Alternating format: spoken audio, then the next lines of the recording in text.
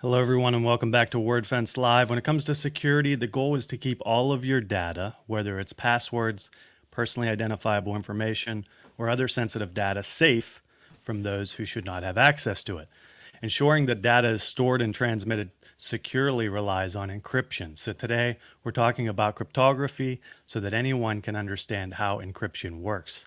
Also, we're playing Crypto Bingo, where you can win swag prizes and have some fun playing along while learning about cryptography. So you're not going to want to miss this one. Stay tuned. We're going to be back in just a moment to get started.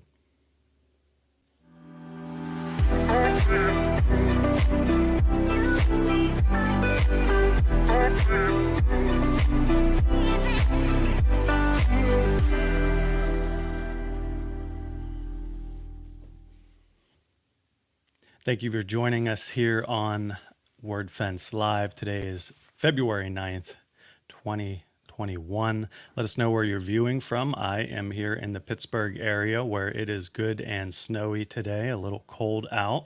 If this is your first time joining us, my name is Scott Miller. I'm a customer support engineer here at Wordfence. And in a few moments, I'm going to be joined by our regular threat analyst, Ram Gall, as well as our CEO here at Wordfence, Mark Maunder. As I mentioned, we're going to be talking about encryption today. So if you're a beginner or if you know a lot about encryption, either way, we're gonna break these down into the basics and get a little more advanced. So it's going to be fun, and we're going to learn a lot. This might sound like security professionals getting geeky about security and going down some rabbit holes, and we've been known to do that here and there on Wordfence Live, but encryption is an incredibly important part of protecting your data, whether you're storing it or transmitting it.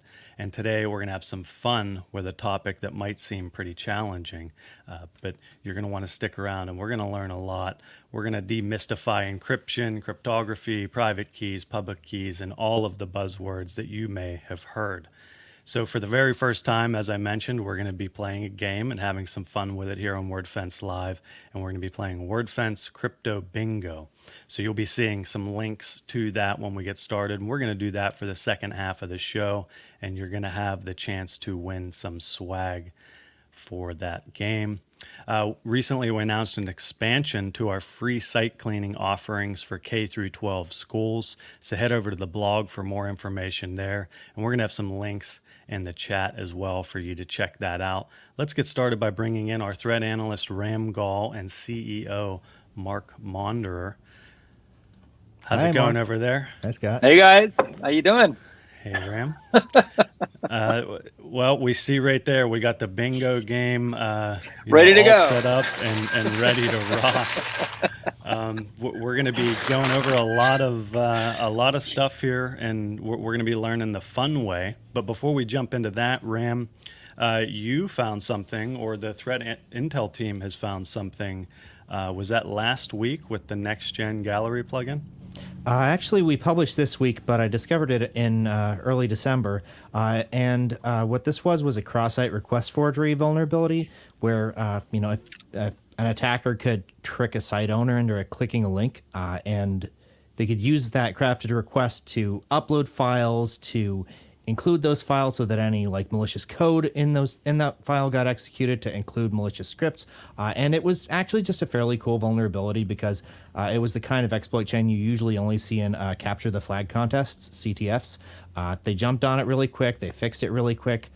So if you're running this plugin and you haven't updated it yet, update it, please. But yeah, it was just a pretty cool exploit. Yeah, if you'd like to read about it on the blog, we published yesterday. And I see Adam has your the blog post in the chat right now, so give that a click and save it for later. Maybe read through that. We got the bingo tumbler there ready to go. We're going to be using that for the second half of the show, so make sure you stick around for My dog is terrified of this noise for some reason. I don't know why. Every time I do this, he runs to the hill. What's that? I can't believe we got a bingo tumbler. It's amazing. I know. Getting it all warmed up there. Like last night at about 8 p.m., I was numbering the ping pong balls. So as we said, we're talking about cryptography and encryption today. Ram, what do you say we dive right in? Do we want to get started with the basics? Sure. So I guess first we should go over what encryption actually is. And you've probably heard Chloe talk about the CIA triad, which is, confidentiality, integrity, and availability. I think most people are probably comfortable thinking about encryption as something that's used to protect the confidentiality of our data. And that basically means making sure that people who aren't allowed to see your data don't get to. And this works by transforming it, which, from what we call plain text, which is, a readable format where anyone can read whatever's in it. I don't know if that's, your social security number, your password, your date of birth, your street address, anything like that, or, trade secrets, or, your credit card number. Anyway, you transfer what we call plain text into ciphertext if you encrypt it properly. And then the idea is that only you and whoever has the keys to decrypt it can actually read it. And Ram, I wanted to just mention this is distinct from encoding, which would be, for example, base 64 encoding. That is not encryption. Correct. Encoding is something that anyone who knows the method can redo or undo. Encryption requires there being a secret key for at least for symmetric encryption, which is where we're going to start. We'll get into what symmetric encryption actually means in a little bit. We will, and also asymmetric encryption, which I think you're going to be talking on. Anyways, there's another thing that's really useful that encryption is really useful for that a lot of people aren't really aware of, and that's protecting the integrity of data. That is to say, if it's really useful to know whether or not your data has been changed when you haven't been looking. And encryption can help with that too. It can let you know if this massive file has been altered in any way since you last checked on it, and to verify that a message sent from someone you trust hasn't been tampered with on the way. So again, just to sort of reiterate what Ram was saying, you've got what we call the CIA triad in information security, which is confidentiality, integrity, and availability. And encryption really relates to confidentiality, obviously.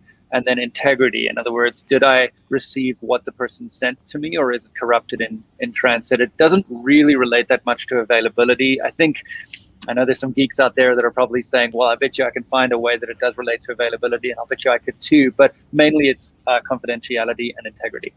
Yeah, that integrity one's actually a big deal. One of the reasons the SolarWinds supply chain attack was so insidious is that the attackers were actually able to cryptographically sign their malware and support the claim that it was legitimate, even though it wasn't. So they were able to break integrity, in other words. Correct. So, both of these are super important uses of cryptography. And I guess, should we dive into history? Yeah, let's do it. Okay, so people have been using encryption for thousands of years, back since, the days of ancient Greece and ancient Rome. Armies would send battle plans, and they didn't want, if a messenger fell into enemy hands, they didn't want, the enemy to be able to read the secret messages detailing their battle plans. One of the earliest forms of encryption is something called a scytale, which is effectively, it was a rod, and you'd just wrap a bunch of leather around this rod, and you'd write stuff on it. And then after you unwrapped it, you'd have to wrap it around the exact same size or diameter of rod, or else it would just be all scrambled. I don't know if we have an image of one of those. We may not have. Yeah, but if you can imagine a belt with letters scrawled on it, if you just look at the belt, it's just a bunch of jumbled letters. But if you were to spiral that belt around a cylinder of some kind, a branch or whatever, and that cylinder is the correct diameter, then what happens is the letters line up and you can read a message. And so hopefully you can visualize that. Yep. Another cipher that was fairly popular is called the Caesar cipher, which is where you'd substitute a letter for another letter, like 4 letters ahead. So A becomes E, B becomes F. Well, I think technically, and not to nitpick you here, Ram, but it's technically, I think a Caesar cipher is a fixed shift for all letters. By 3 or 7 or whatever. Yeah. I was just trying to demonstrate that. And the one you might have heard of is ROT 13, which is where you just substitute each letter for the one on the opposite side of the alphabet, which is 13 characters away. And again, these days this is actually a form of encoding rather than encryption. But it was still an early attempt to prevent people from figuring things out. And, the size of the shift could be considered a secret. It's just that there's not a lot of ones to try before you can stumble upon the answer. So Sure. it's not very secure. And then there's things like book ciphers, which where you agree with someone on which edition of a book to use for your key, and then you can send them a message with the page number and the fifth word of the page and that sort of thing. That's interesting because what we're chatting about here is early ciphers, early cryptography, and in all of these cases that Rams mentioned, you just have an algorithm and someone else needs to know what the algorithm is. And in the case of the Skitterly, the algorithm is that you take the belt and you wrap it around the cylinder and you can see the message. There's no key, as it were. But later on, they developed algorithms, some primitive ones that separated out the key, right, Ram? Yeah. At this point, there's something called a veneer cipher. That's where you really started to see the concept of a key separate from the algorithm itself. You'd have, a code word you'd agree with someone on, and then you could look up this table of, letters and compare each letter to the code word and it's almost like an Ovaltine decoder ring. Mm-hmm. So the way that worked is that you actually had all possible Caesar ciphers, which is 26 because there's 26 letters in the alphabet, and you would look it up on a grid system. But what the main innovation there is that you had a separate key, and then you had separate plain text, and you used this algorithm to apply the key to the plain text, and you end up with the ciphertext. And that was a huge innovation because I guess in this case, Ram, it's what you and I were chatting about yesterday evening, which is you can know the algorithm, but if you don't have the key, you can't break the encryption.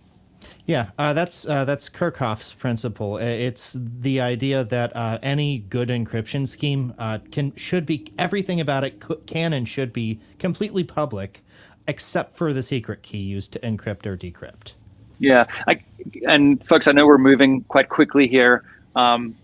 I want to make sure that we sort of take you through a progression of knowledge. And so, what we're saying is that older, sort of more ancient encryption was essentially just algorithms, where there was some logic that you would use to encrypt the plain text, and there was some logic that we would use, the same logic usually, to decrypt the plain text. And then around the 1800s, I think it was, with veneer, you had for the first time algorithms emerging where you had a separate key that you needed to decrypt. And what Ram just mentioned with Kirchhoffs' principle is actually something that the NSA subscribes to today, which is if we've developed, so their sort of logic here is that if they've developed a cryptographic algorithm that is in fact secure, then they should be able to share that algorithm with the enemy, and that should not compromise the effectiveness of the encryption, because it doesn't matter if they know the algorithm if the algorithm is sound, is effective. They would have to have the key to actually decrypt any message. It doesn't matter that they have the algorithm. And so the joke is that at the NSA, when they invent a new cryptography device, the device with serial number 1 is immediately sent to the Kremlin for analysis, because it doesn't matter that they have the device. They would need a key to actually break any communication that is that uses that device. Does that make sense? That does make sense. And yeah, realistically, with today's encryption schemes, most of the weaknesses are not in the math; they're in the implementation.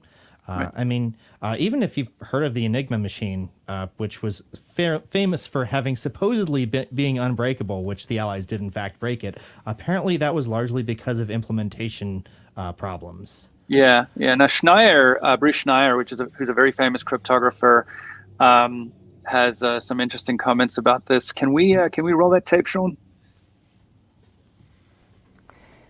Now, cryptography doesn't actually provide any security, because cryptography is mathematics.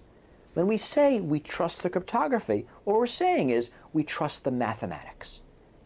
And I think there's a lot of reason to say that. I trust the mathematics. Everything I know about cryptography tells me the mathematics is good. Certainly, there will be cryptographic advances. Certainly, some things will be broken in the future. But by and large, the math works. But math has no agency. Math can't do anything. It's equations on a piece of paper. In order for math to do something, someone has to take that math and write code and embed that code in a program and embed that program in some bigger system and put that bigger system on a computer with an operating system, on a network, with a user. And all of those things add in security. And when the NSA breaks cryptography, by and large, they don't break the mathematics. They break something else. They break the implementation. They break the software. They break the network. They break the hardware the software is running on. Right? They do something somewhere else. And again, we learn this lesson. Right? The math works, but putting stuff around it is much harder. Thoughts on that, Mark? Well, it's interesting, right? The first thing I'm thinking of is the problem with pseudo-random. So a lot of cryptography algorithms, perhaps even most of them today, rely on the generation of a random number. And so in math, you can just sort of have into your function, you'd have an input of a random number, and you'd assume that it is completely random. But for computers to generate random numbers, it's actually really difficult. And so they're called pseudo-random number generators because they're not actually real random numbers. It's kind of a weird thing about computers. You know, we hear about AI and ML and all these progressions that are making computers sound like they're becoming as intelligent as humans, but I'm still way better at picking random numbers than a computer is. And so that's one of the weaknesses that Schneier is talking about there, is it's an implementation weakness where, sure, in the math, on the math blackboard, you know, you're like, oh yeah, random number, math looks solid. And then when it comes to implementation, where the hell do you get a random number from? Okay, we'll just make it pseudo-random. Well, it turns out it's not random enough, and that's the weakness in certain kinds of cryptography. Hey, Ram? That adding enough randomness is useful for a lot of reasons, which we probably don't want to dive into too much during this session, at least. But it is important, and there's a number of. We actually have a random number generator right there. It's a bingo. Right here. This is a great random number generator. You know, I heard that someone set up a whole bunch of lava lamps because they were great random number generators, and then created some kind of interface into them. Did you hear about that? Oh yeah, that was Cloudflare. That was in the early days of Cloudflare. Right. Yeah, cool. Greets to Cloudflare. So all right, so we're taking our audience through a progression over here, and we were talking about the history of cryptography, and then I rudely interrupted you, Ram. I think we're up to the crypto wars. I think you wanted to cover the crypto wars. Right. Okay. So we'll talk about the crypto wars. As my Tumblr over here randomly decides to move on its own. I think we have a poltergeist. All right, so the crypto wars kicked off in around 1990, and this was I say kicked off around 1990. It actually started back in the 70s, but this is the U.S. government's attempt to subvert cryptography, and I'm actually gonna switch my little spiel here around a little bit, because back in the 70s, the digital encryption standard was developed by IBM. And IBM at the time wanted a 128-bit key for the digital encryption standard, and the NSA just like boldly stepped in and started lobbying for a 48-bit key. Now, the shorter a key is in most algorithms, the more vulnerable any ciphertext is to being broken, to being decrypted. And so NSA wants to be able to break codes. That's kind of their job, and they employ more mathematicians than any organization on Earth to that end, which Mike Rogers, the former head of the NSA, is not shy about bragging about. We'll get to that in a second. But anyway, IBM wanted a 128-bit key. NSA was like, no, you should use a 48-bit key. It's totally a great idea. And they settled on an effective key length of 56 bits, which was vulnerable to brute force attacks. This was back in the 70s. And then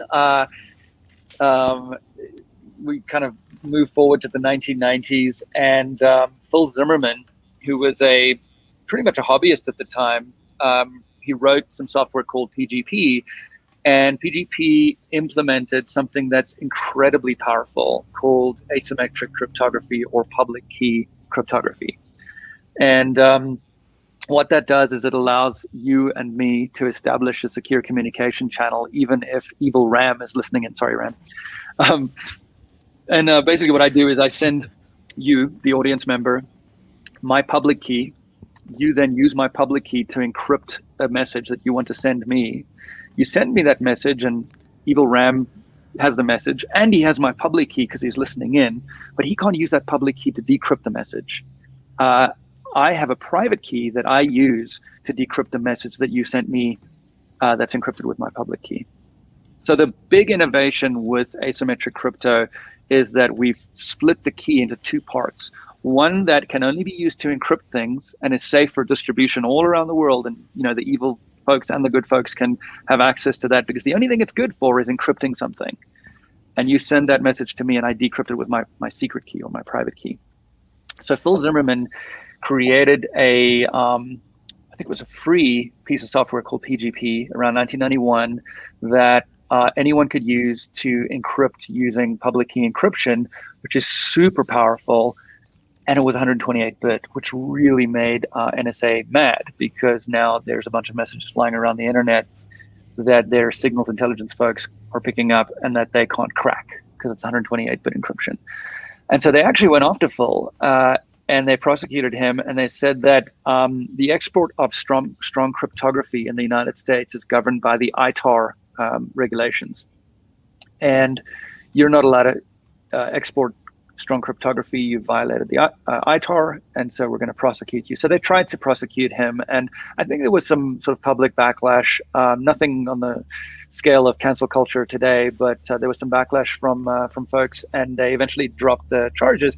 But what's really interesting about that story is that Phil eventually managed to export PGP, the software, and the way he did it was he had MIT Press print the source code in hardcover books that you could actually get. And the idea was that those books could be exported because they're protected under free speech under the First Amendment of the U.S. Constitution. And all you needed to do was get one of these hardcover books, rip the covers off, the hardcover off, separate the pages, and then use optical character recognition to scan those pages back in, and then compile that source code, and you have PGP with 128-bit encryption. So they actually did that.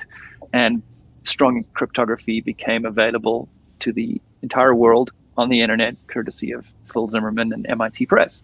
So it's kind of an interesting bit of history.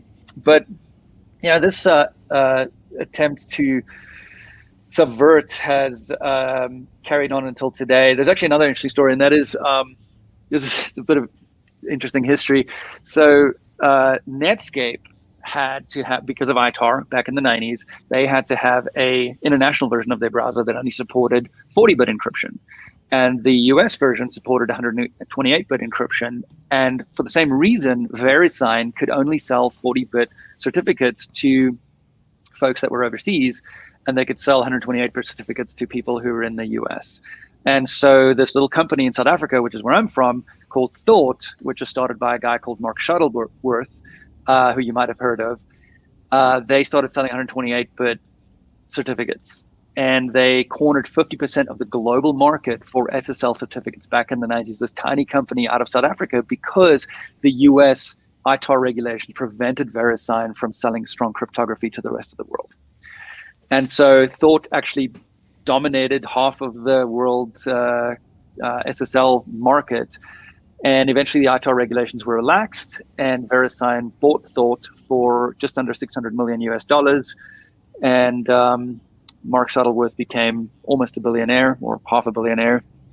And he ended up becoming the second space tourist ever. And then he decided to start a little Linux flavor or variant that you might have heard of called Ubuntu, which is obviously extremely popular these days. And so that's what funded Ubuntu, is the US military and the NSA via their ITAR export restrictions. How's that for a leap, Ram?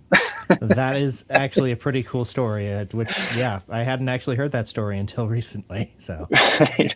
So, even in like 2015, Admiral Rogers of the NSA is still lobbying for backdoors in cryptography, and they were kind of like trying to rebrand it as a front door. It's not a back door, but still the same thing, And also in 2015, David Cameron, who was Prime Minister of the UK at the time, he was quoted as saying that he wanted to outlaw non-backdoored cryptography, in other words, strong crypto, saying that there should be no means of communication which we cannot read, end quote, which is pretty darn terrible if you think about it. And then this goes on today with the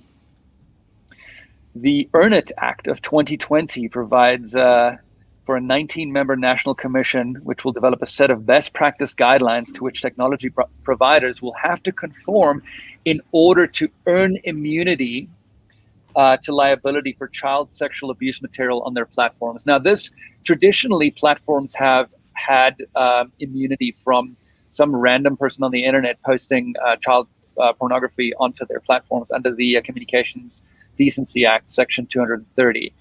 But what they're saying is, unless you guys conform to a set of guidelines, you won't have that immunity anymore. So it's basically this giant stick that they can use to beat technology companies unless they do things like, oh, I don't know, backdoor cryptography. And I tell you, so this has continued from the 1970s until today. And the best example of the NSA's attitude towards cryptography and wanting to essentially find a way to outlaw strong cryptography for the general population in the US or internationally. The best example that I've seen of that is, I think it was Admiral Mike Rogers, and at a conference, and Alex Stamos, who was at the time the head of security for Yahoo, asking him a question. And I'd like to play that tape now. My name's Alex Stamos. I'm the CISO at Yahoo. Hey, Alex. So it sounds like you agree with Director Comey that we should be building defects into the encryption in our products so that the U.S. government can decrypt. So that would be your characterization. Well, I think Bruce Schneier and Ed Felton and all of the best public cryptographers in the world would agree that you can't really build backdoors into crypto, that it's like drilling a hole in a windshield. I've got a lot of world-class cryptographers at the National Security Agency. And I've talked to some of those folks, and I think some of them agree too. But so we agree that we don't accept each other's premise. So you tell me what okay, there we go. We'll agree to disagree on that. So if we're going to build defects / backdoors or golden master keys for the U.S. government, do you believe we should do so? We have about 1.3 billion users around the world. Should we do so for the Chinese government, the Russian government, the Saudi Arabian government, the Israeli government, the French government? Which of those countries should we give backdoors to? So I'm not going to, I mean, the way you frame the question is designed to elicit a response. Well, I mean, do you believe we should build backdoors for other countries? My position is, hey, look, I think, number one, that this is technically feasible. Now, it needs to be done within a framework. I'm the first to acknowledge that. You don't want the FBI and you don't want the NSA unilaterally deciding, so what are we going to access and what are we not going to access? That shouldn't be for us. I just believe that this is achievable and we'll have to work our way through it. And I am the first to acknowledge there's international implications to this. I think we can work our way through this. So you do believe that then we should build those for other countries if they pass laws? I said I think we can work our way through this. So I'm sure the Chinese and Russians are going to have the same opinion, sir. So I said I think we can work our way through this. Okay, nice to meet you. Thanks. Thank you for asking the question. I mean, there's going to be some areas where we're going to have different perspectives. It doesn't bother me at all. Nice to meet you. It's like You've literally said nothing to me. It was nice to meet you. Man, I just love that. It's Roger is trying to bully Alex Stamos. Son, I employ a lot of mathematicians, and I'm in a position of power, and you need to just stop talking right now because I'm trying to make you stop talking by intimidating you. So, but I think that really captures the NSA's attitude. Alex is trying to illustrate, or very clearly illustrating, that you can't have it both ways. You can't say, well, it's okay for us to build backdoors into our own cryptography and then expect other countries to not do the same thing, and also protect our citizenry from those other countries if there's backdoors in the encryption. And we never mentioned this, Ram, but I was meaning to say it to you yesterday when we were chatting and kind of prepping for this. But the OP, the Office of Personnel Management, their security breach. Do you remember that? Yeah. So basically, anyone in the United States who has security clearance secret, top secret SCI, the various classifications, they have to go through an adjudication process where they basically sit down and admit all of their sins. So if you're, an alcoholic having an affair and you like to dance around naked whenever there's a full moon, you admit all of that to the adjudicator and you get clearance, and they keep all that stuff on file so that you can't be blackmailed later on because they kind of already know all the stuff. And that data is kept on file by the Office of Personnel Management. So basically, it is the worst possible thing that could ever be breached outside of the U.S. government, because it gives an attacker all the information that they need to blackmail people in the U.S. with top secret security clearance, right? Well, guess what? They couldn't keep it safe. It was breached. It's out there. Once it's out there, as you know, with data, you can never get it back. Keep your WordPress sites safe, people.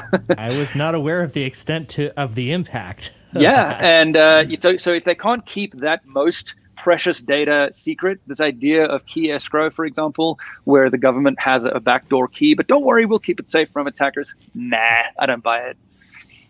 In case anybody's joining, we have went over what encryption is, the history of encryption, and how and why it works. We are about a half past the hour. If you're looking at Mark's video there, you're wondering what the bingo tumbler we have is there. That is going to be our swag game. So on that note, we're a half past the hour. What else do we want to cover there, Mark, Ram?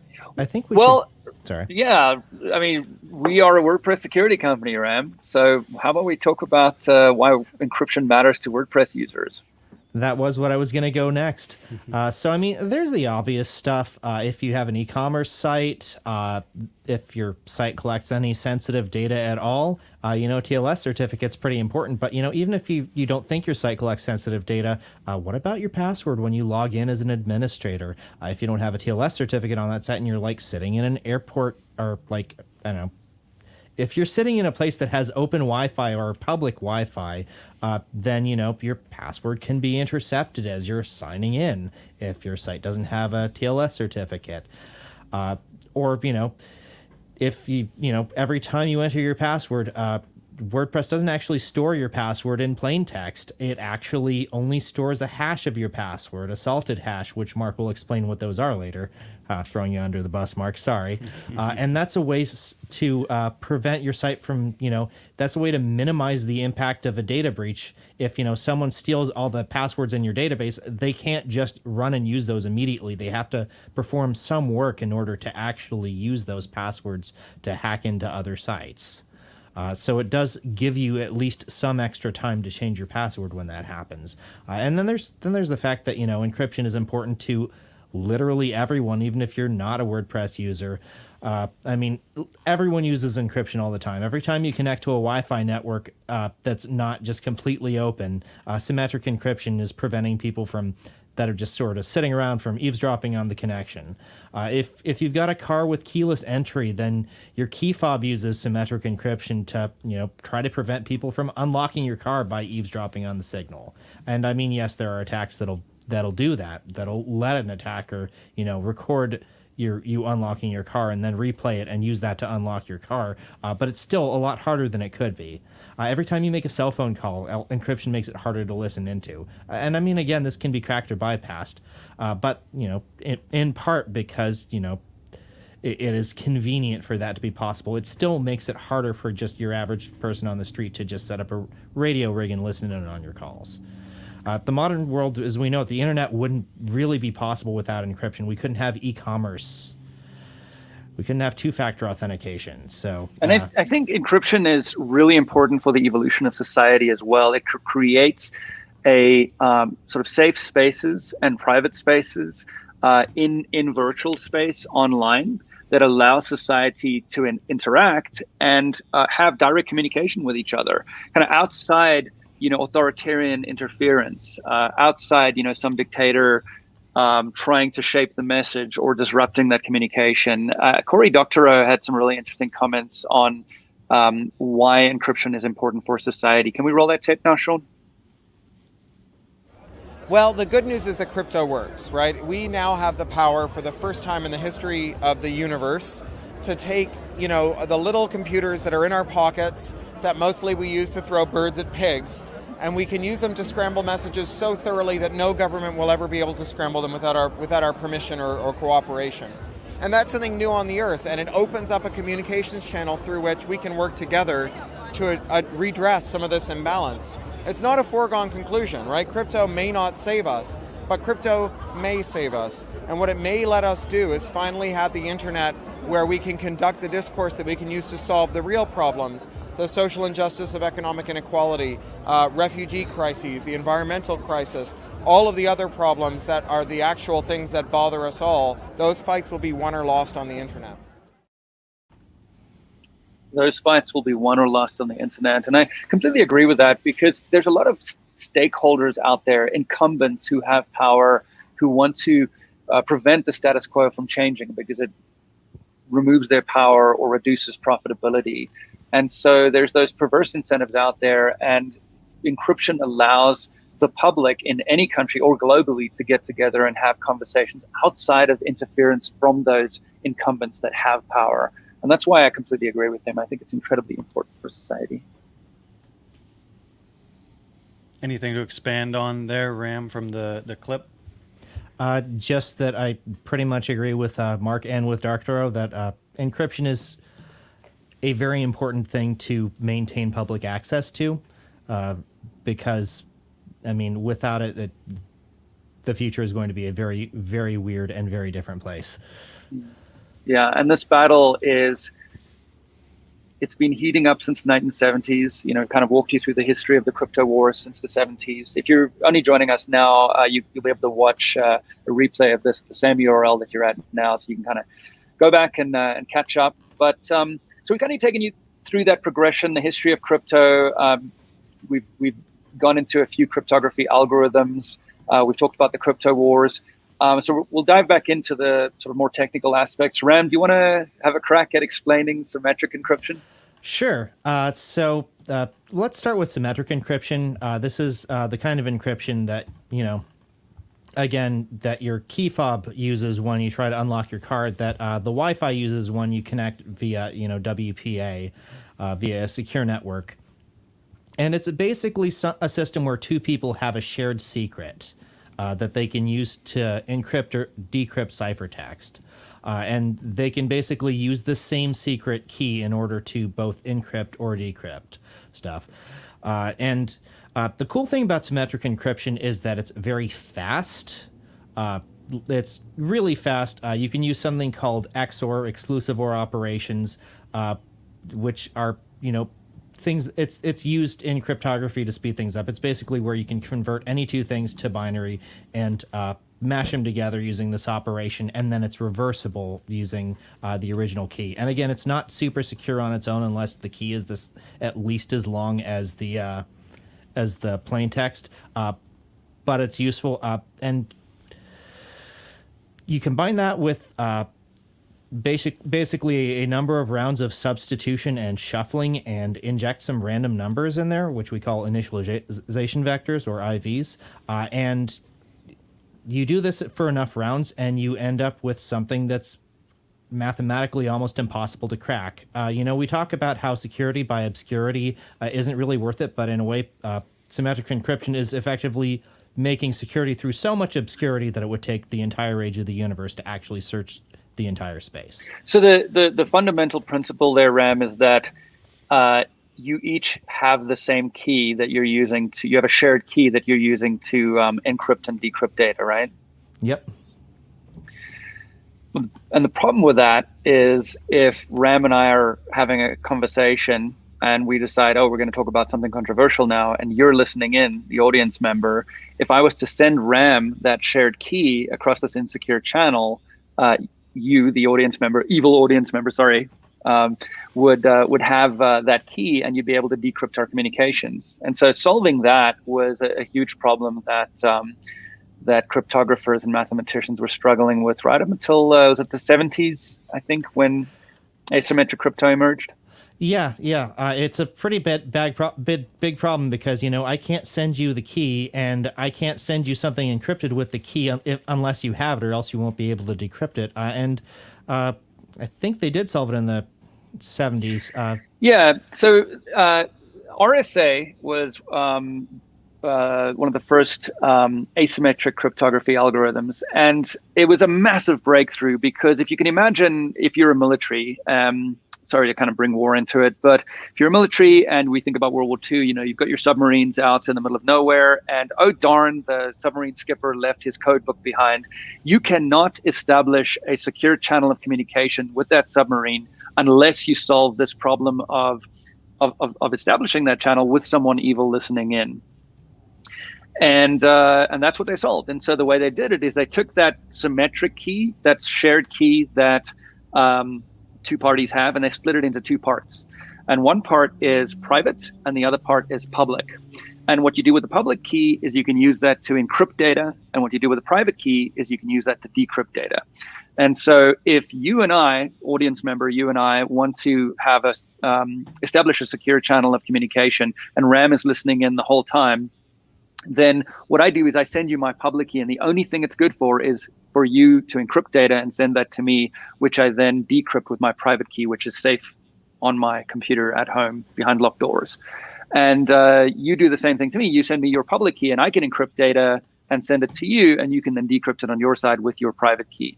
And that's how they solved the problem. And when we chatted about Phil Zimmerman and PGP, well, that's exactly what Phil was made available to the entire world with 128-bit encryption, which these days is considered fairly weak, but back in 1991 when he released PGP, that was considered strong. And the NSA was like, oh my God, the whole world suddenly has asymmetric cryptography, or public key encryption as it's called, and we can't break 128 bits without great effort, or perhaps it wasn't even possible for them at that time. And so that's what asymmetric crypto is. And that's the difference between symmetric cryptography, where you both have the same shared key, and asymmetric cryptography. Now, asymmetric cryptography with a public and private key is generally more performance intensive. And so what some algorithms do, like SSL or TLS, is they will establish a secure communications channel using asymmetric crypto. In other words, there's an exchange of public keys, and then they can communicate with each other by encrypting the data using those public keys and decrypting the data using those private keys. They'll establish the secure communications channel using asymmetric crypto, but then they'll exchange a shared key, and they'll switch to symmetric cryptography because it's more performant, it's faster, it's less CPU intensive, if you like. How did I do, Ram? Pretty good. I mean, there's also some stuff about, prime numbers, and these days, like the bit lengths for asymmetric crypto is what I want to say you have to start at 2048 bits, just because it takes a much longer bit length for asymmetric to be secure than it does for symmetric. But yeah, you did great. Cool. We have a question about quantum computing and if it is threatening our current TLS SSL encryption techniques. There are some quantum safe algorithms that are being worked on, and I think some of the elliptical curve ones are already quantum safe. People are working on this. Yeah, people are working on this. By the time quantum computing becomes a real thing, I expect that best practice will be to use quantum safe algorithms, and at that point, it's everyone who hasn't upgraded who will be in trouble. Yeah, it's kind of a vague space because quantum is just beginning to emerge as a viable computing technology. There aren't any sort of large-scale quantum supercomputer installations that are massively productive in terms of the computation that they do, as far as we know. But since it's an emerging tech, and historically governments have kept their best tech to themselves, I'm thinking of like the SR-71 Blackbird, for example, that was top secret for ages.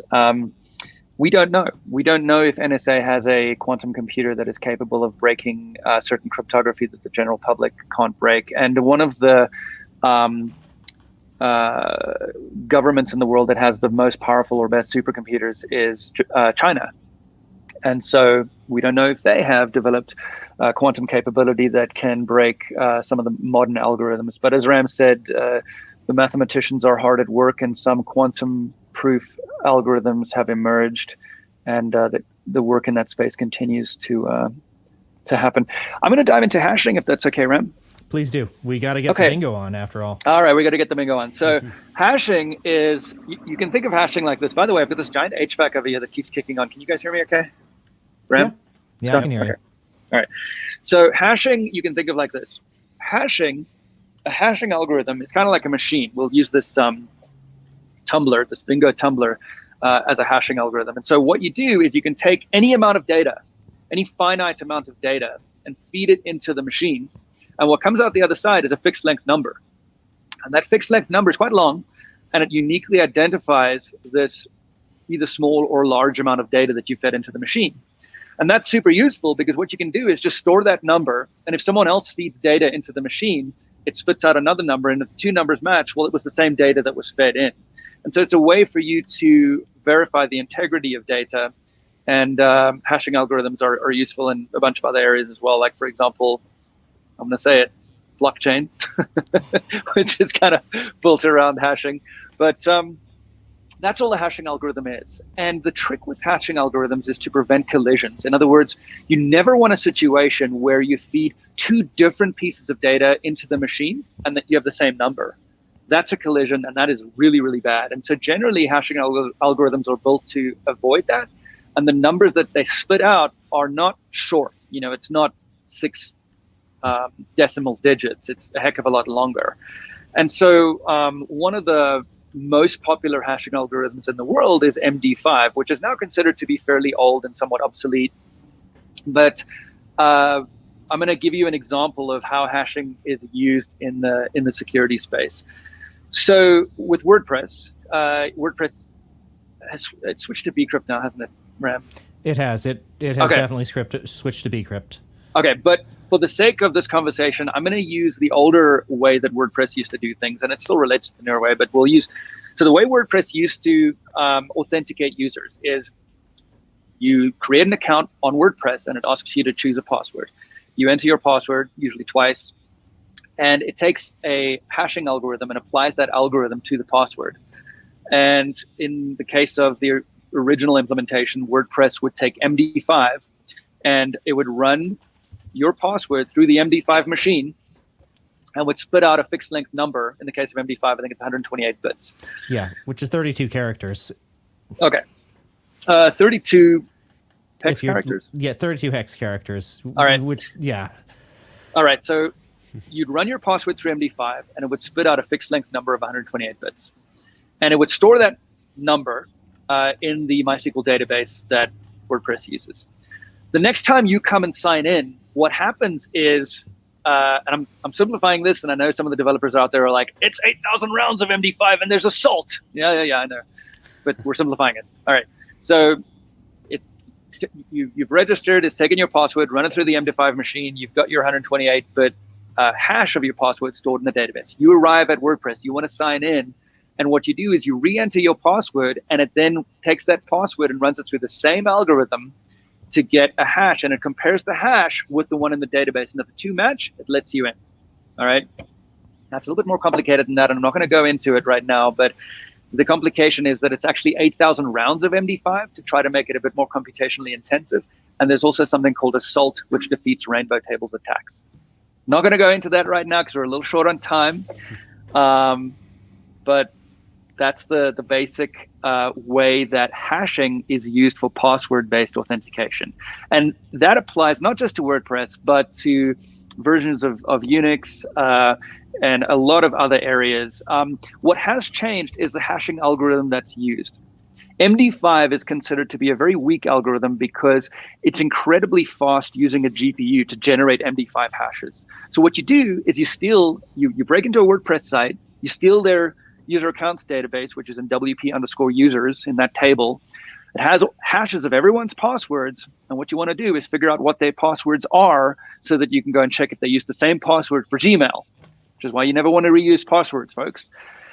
So what you do is you take that database of hashes and you take a massive dictionary of like 1 trillion words, and you get a GPU cluster, in other words, the GPUs you use in gaming machines, to very quickly generate hashes of all of those words. And then you compare those hashes to the hashes in the database, and where they match, you've managed to figure out what password the person used. And that is how password cracking is done using GPUs. And that is why you should never reuse passwords. And that's also why, as time has passed, systems like WordPress have moved away from MD5 to bcrypt, where it is more computationally intensive to generate those hashes because it takes more time on a GPU cluster to crack those hashes.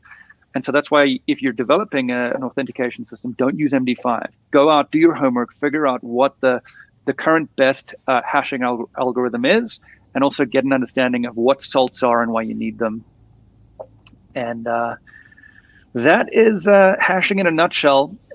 Hashing is used in a lot of other areas. We've talked about asymmetric crypto, and what I'm going to describe now is about as technical as we're going to get, I think. But with asymmetric crypto, I've explained to you that you have a public and a private key. And normally what I would do, if I want to send you a message and we've exchanged our public keys, I would use your public key to encrypt the message I'm sending you, and you decrypt that with your private key. Well, what I can also do to prove that the message comes from me is I can take a hash of that message. Okay, so I run the message through the hash machine and I get a hash on the other end. I then encrypt that hash with my secret key, all right? And I send that to you. You then decrypt that hash with my public key, verifying that I'm the counterparty that actually holds the secret key belonging to that public key. And you can then take the hash, compare it to the hash of the message that you received, and you know that the message came from me. Now, I know that got a little bit technical. You might want to, maybe if you rewind and play it at half speed, it can help. It sort of takes a minute to get your head around this. And if you're feeling like you're a little bit out there in the wilderness, that's normal. Getting your head around public key crypto is a little bit mind-bending. And then once you understand that, getting your head around how digital signing works is another leap. It's a little bit like when you're learning to program and you come across recursion and you're like, wait, what? So take your time. But once you understand that concept of the public and private key, how that works, and how digital signing works, you actually understand large portions of cryptography or how cryptography is implemented out on the internet. So that's kind of my summary on hashing algorithms. Ram, if folks out there are kind of regular users on the internet and they want to communicate securely, what's their best bet right now? Honestly, it depends on how technical you are. If your threat model doesn't include like a nation state, then Signal is probably your best bet for ease of use. You can install it on a phone. It has a desktop client as well. Beware that it will let everyone else who uses Signal that you know that you started using Signal. So again, if you are a dissident in a repressive regime, be aware of the caveats first. But for most people, Signal is incredibly secure and works very well. I think, and this is kind of going off script a little, but if I recall, it was within the last week that a request went out from Signal for folks to set up TLS proxy servers to support dissidents in Iran who want to communicate securely. Does that sound familiar to anyone? I hadn't heard that story, but I do know that they've been making efforts to ensure that people can communicate securely. So, yeah, and then if you are, if you want to take more of a technical route, Google PGP, which is still around. Google GPG, which is the sort of open source implementation of pretty good privacy. I would caution you that there are quite a few implementations out there that are out of date. Make sure that you're getting any source code from a reliable place. And I wish you the very best of luck, because it is a bit of a mess out there in terms of finding really great consumer asymmetric crypto. But Googling PGP and GPG is kind of the starting point. And if you are doing this, I would recommend that you use Linux. Don't use a commercial operating system like Windows or OS X. Use Linux, get your head around GPG, go on the forums, kind of ask around and see what the current version is, how to compile it if necessary, and how to use it. And you're going to need to become a bit of an expert. I also think a good resource, if you want to do some Googling, is looking at the resources that organizations like the New York Times are making available to journalists, because those companies have confidential sources and they have a lot of interest in protecting those confidential sources. So they would have done quite a lot of homework and identified applications like Signal and other applications that provide end-to-end encryption that you can then use. So that's also a good sort of source of current data on end-to-end encryption for consumers. So, crypto Bingo.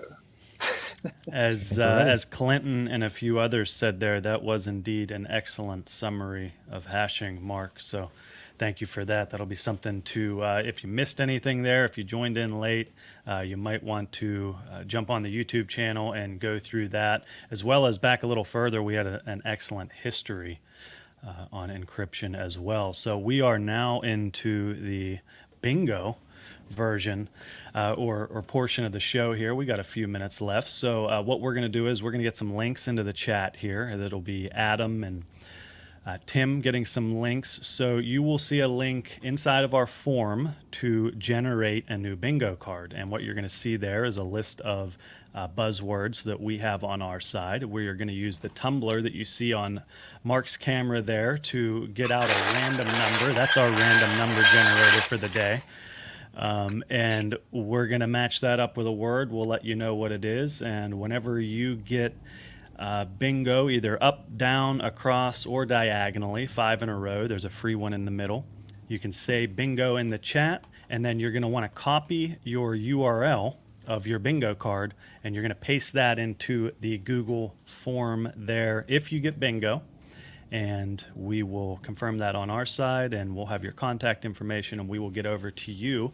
So let's get started there. It looks like we got the Bingo Baker link in the chat there. So you can click on that. It's going to give you a little button to generate the card, and then Mark is going to get out some WD-40 and grease up the tumbler there, and we're going to start pulling some numbers out.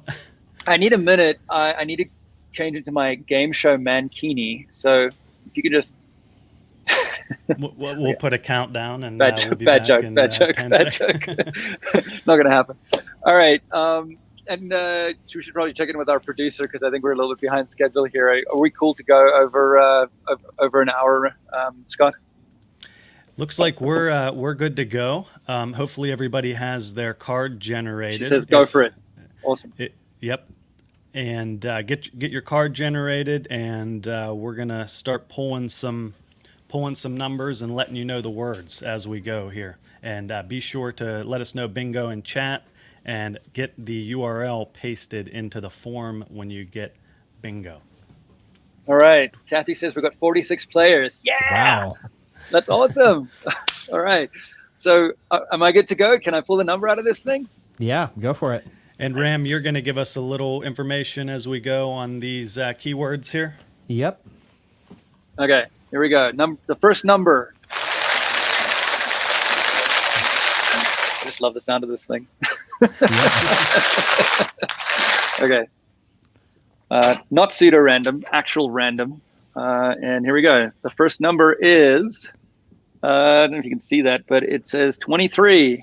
So 23 is session key. Remember how Mark was talking about with asymmetric crypto? What you'll do is you'll sort of establish the session by encrypting stuff with your respective public keys, and then using that to send a symmetric key so that you can use symmetric cryptography because it's way faster. You only use that symmetric key for the length of the session you're communicating with. So, while you're visiting a site, you use asymmetric cryptography to establish the SSL connection, and then you and the site use a symmetric key to ensure fast browsing. So that's a session key, and it goes away as soon as you're done. Yeah. So session key is the first keyword there. Let's get another one out. All right, here we go. Okay. Now, normally, Mark, there is a dog in the warehouse there, right? But yeah, the tumbler seems to be... Should I be... bring him in? When I throw these balls behind me, all hell's going to break loose. All right, next number is 11. 11 is steganography. And yes, that's like stegosaurus, but steganography. So steganography is the art of hiding data inside other data.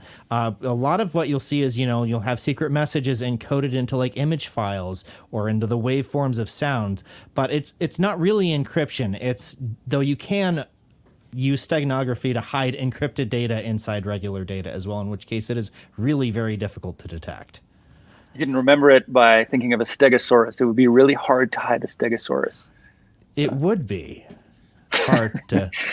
I think one of my favorite steganography tools was for GIFs. You could hide data in a GIF image and then just send it somewhere. And if no one knows that there's cryptography that needs to be broken, then maybe you can get through some barriers. Steganography is a species of dinosaur that only spoke in code. Okay, oh my God. Okay, another one? Yeah, let's do another one. Okay. I feel like the squeaking adds to the ambiance, the game show ambiance. It does. So we had a session key there first. Steganography was second there, and our third here. 36. All right, 36 is SSL. So SSL stands for Secure Socket Layer, and it was actually the original implementation of what we now call TLS, but it's basically a digital certificate system that lets you establish secure connections with websites, and also lets you verify, that the website is owned by the person that says they own the website via a certification authority. But we won't get into that. But yes, I think most of us know what SSLs are, at least on the utilitarian level. I think someone out there is going to nitpick you and say it's a certificate authority. Yes, probably. That was our third keyword there, SSL. And be sure to remember, once we get to 5 here, up, down, across, diagonally, you can shout out bingo whenever you match 5 across there, up, down, sideways, and diagonal. And then you can throw your URL into the form, and let's get the tumbler rolling. Here we go. Next number is the number 4. Number 4 is symmetric algorithm. And we did already cover this, but a symmetric algorithm is basically where you use a shared secret. In this case, most of the time, it's a secret key that both parties know in order to both encrypt and decrypt plain text to ciphertext, or the other way around. Awesome. Alrighty, we up for another one? Yes. No one's gotten bingo yet because we've only done 4. Okay, here we go. The next number is number 14. Number 14, that's certificate authority. So a certificate authority is basically a trusted third party who issues digital certificates saying that, yes, this public key actually does belong to google.com or wordfence.com or Ramuel Gall in the case of, PGP for email signing. It's basically a trusted third party whose job it is to vouch for the owner of a public key. Nice. Alrighty. Next number coming up.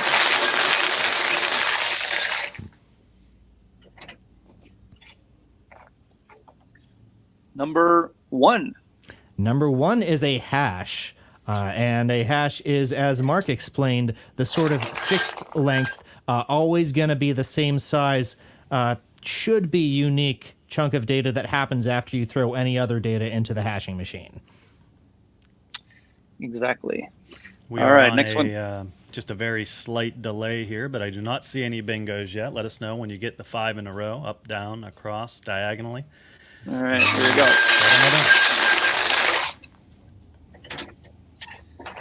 And the next number is 41. 41 is Caesar cipher, which is the earliest form of substitution cipher, where you'd basically just replace each letter of the alphabet with the letter of the alphabet that was a fixed number of steps away. So 4 steps away or 13 steps away for Rot 13, which is the one that, a lot of people use to post spoilers on the internet. So back in the days before they created a separate key and everyone just had a shared algorithm. Yep. I'm getting tired. Algorithm. There we go. All right, next number coming up. Here we go. The next number is 39. 39 is Enigma, which was the encryption machine used by the Axis powers during World War II that the Allies effectively cracked and used to great advantage. That was Turing and his team that cracked that, and The Imitation Game is a wonderful film, if you haven't seen it, that tells that story in a somewhat fictionalized way, but it's super fun. That's Enigma that they were cracking. All right, next number. Here we go. Still looking for our first bingo here. 30. Number 30 is WEP or WEP. That's Wired Equivalent Privacy, which was an early way of securing Wi-Fi connections. Narrator's voice, it did not provide wired equivalent of privacy. Do not use web. Yes, don't use it. It is very easy to crack. There was a tool called AirCrack NG, or just AirCrack, I think, for the first version, that will let you just, sniff on WEP encrypted traffic and crack it within, a matter of hours or less. I think NG added cracking for WPA, which was the successor to web, right? I think that it added certain things like deauth attacks to WPA, but still WPA, even first-gen WPA is still one of those things where it takes a bit longer to crack. Yeah. All right, cool. And yeah, I was going to go into RC4, but let's say that because I think that's one of the words. Okay, here we go.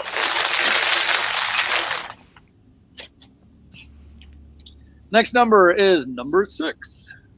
Number 6 is the Clipper chip, which was something that Mark mentioned in the history. It used the skipjack algorithm, and it was a thing the NSA wanted to build a backdoor into the encryption for encrypted phone messages, I believe.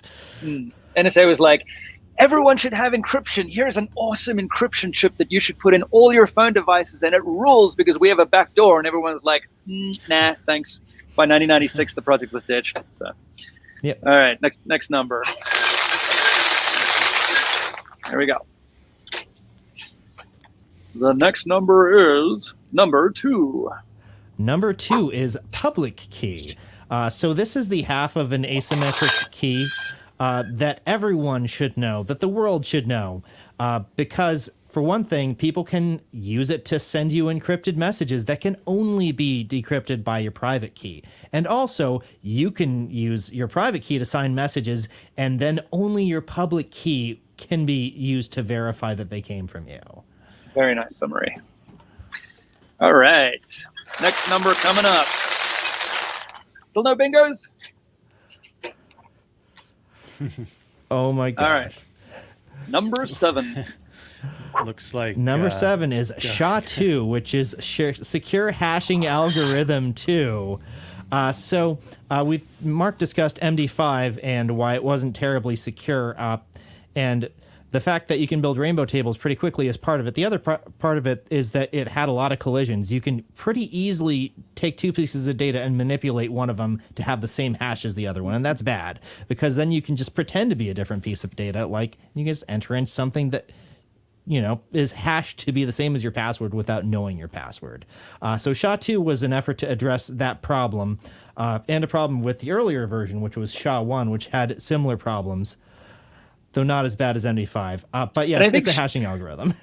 So SHA-2 is a hashing algorithm, and I think the length of the hash RAM is 256 or 512 or 84, yeah. 384. All right, so you can pick whatever length you want. And obviously, the longer the hash, the less likelihood you have of collisions. All right, let's go. Crypto bingo. Also, I think the add Wordfence brand-related words thing, you caught us. You caught a production error. Let's count that as a free space, folks. If you have that, then that's a crypt. Then if you that's got lucky enough to have that one. Oh man! All right. Okay. The next number is 44. 44. That's blockchain. Oh God. I was dreading this one. Shoot me now. But you know how Mark sort of discussed that hashes are a great way to verify that the integrity of something hasn't changed?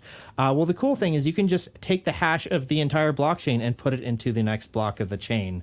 And you can use that to verify the integrity of each individual block on the chain, block by block.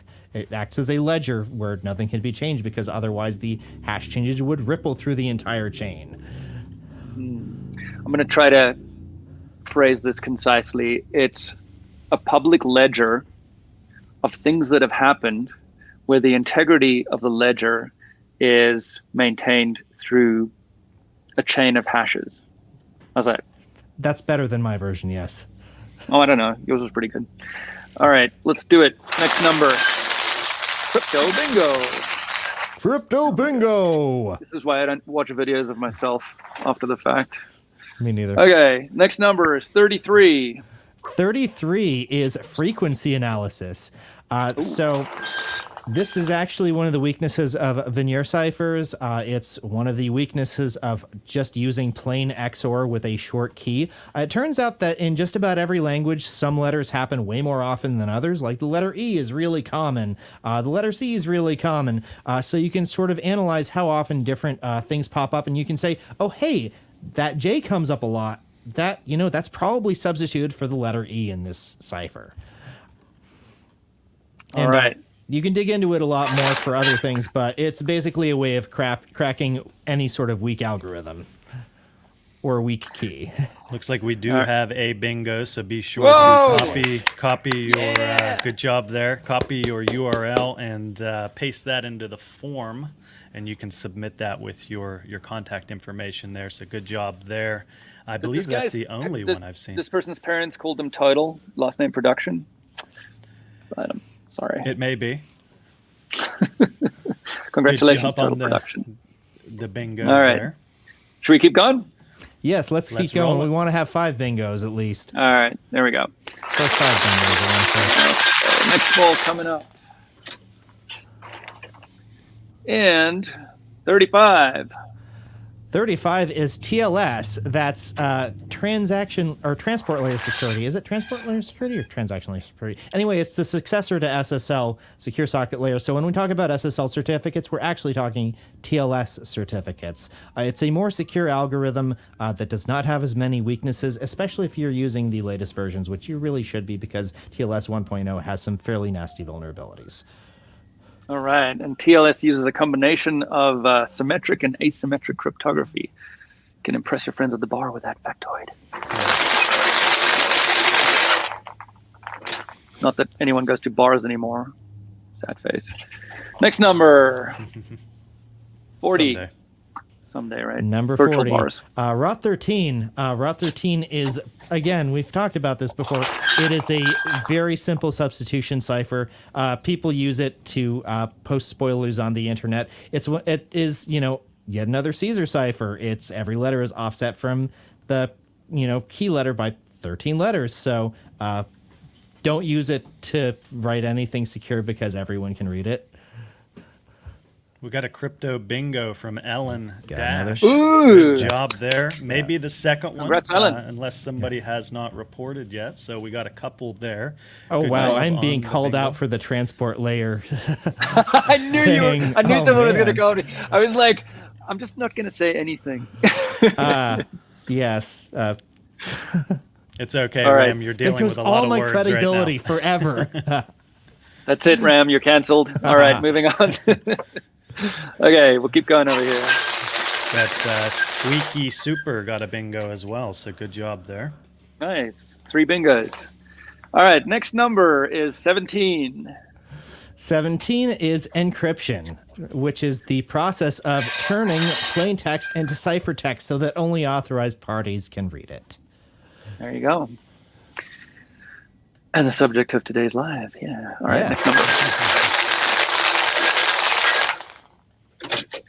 Okay, we have 37.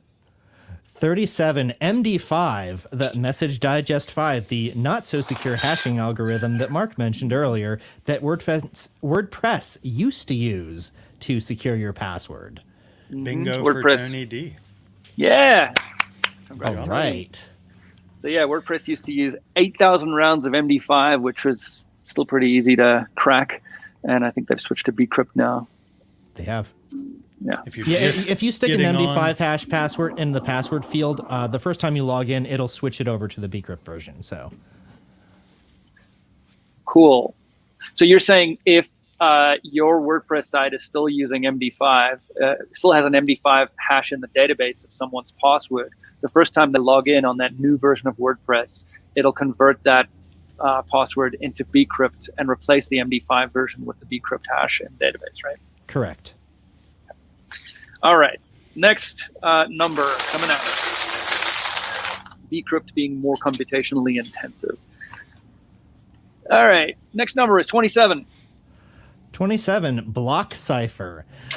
So we didn't really get too much of a chance to go into this with the symmetric cryptography, but there's two kinds of symmetric algorithms. One is a stream cipher, where you basically encrypt things one bit at a time, or 1 byte at a time.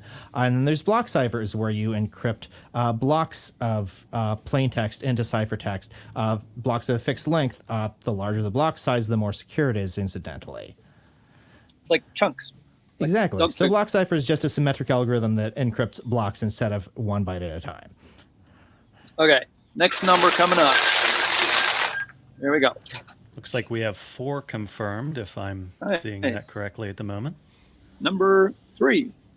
Number 3 is a private key. That is the other half of an asymmetric encryption key. That's the part that, only you should know. No one else should ever know your private key. Otherwise, they can decrypt messages that are sent to you or pretend to be you when signing messages. All sorts of havoc can ensue. 1/2 of an asymmetric cryptographic key. Okay, next number coming up.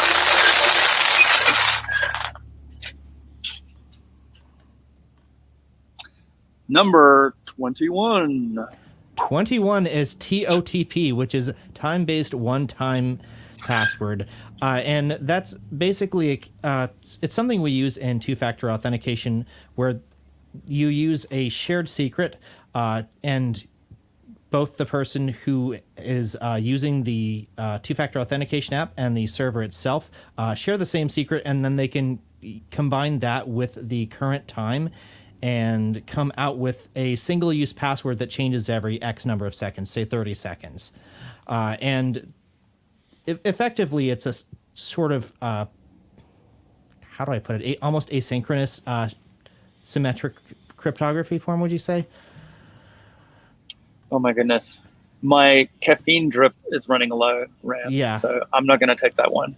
Anyways, it's basically a way for you and a server you want to log into to share a secret that no one else knows, and then combine that with the exact time of day to form a second form of authentication. There you go. All right, next number coming up. We have 5 now, actually, so I think this should be the last one. Okay, we'll pull the last number, and if we have more winners with this one, then you can get swag. 13. 13 was digital signature. And that whole process that Mark mentioned, where you can effectively take the hash of a message and then sign it with your public or with your private key, and then encrypt it with someone else's public key before sending it to them. That ensures both the confidentiality and the integrity of the message. That's effectively, digital signature is basically a way of verifying that a message hasn't been changed and that it was sent by the person who claimed to have sent it using public key encryption. Awesome explanation, Ram. And I think we're going to wrap it about there. Scott? Yeah, we got multiple bingos. We have some forms submitted. Be sure if you got the bingo there, paste your URL from your bingo card into the form and submit that with your contact information. As always, we want to thank everybody for stopping by like usual. Our premium members who have licenses and have purchased site cleanings in the past, we thank you for giving us the ability to do this and other services such as Mark's shirt there. We got a Faster Slow shirt there. So if you have not yet used Faster Slow, and we had Mark on a few times in the past month or so, and Mark's told us about Faster Slow. We had a Fast or Slow webinar a few months ago. And if you missed that, and if you've not used Fast or Slow, check that out, and then head over to fasterslow.com. If you have a website, throw your URL in there, and you can get all the metrics that we have, and it's going to give you a good idea of how your site is performing around the world. How many locations is that right now, Mark, off the top of your head?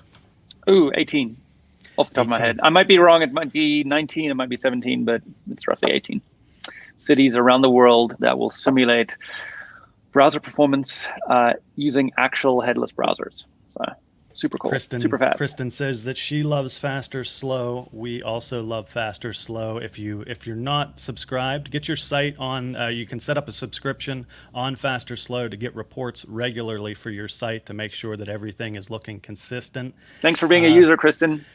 Yes, we appreciate it.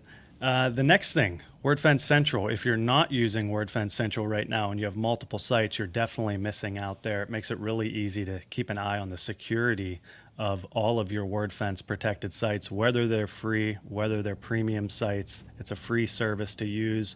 RAM has tested it extensively. We just put a new feature out for Wordfence Central Teams. If you have multiple people who keep an eye on your billing or your site security or multiple site security, you can set up a team in less than a minute on there. Just send out a few invites via email and you can get some people access to keep an eye on the security of the sites.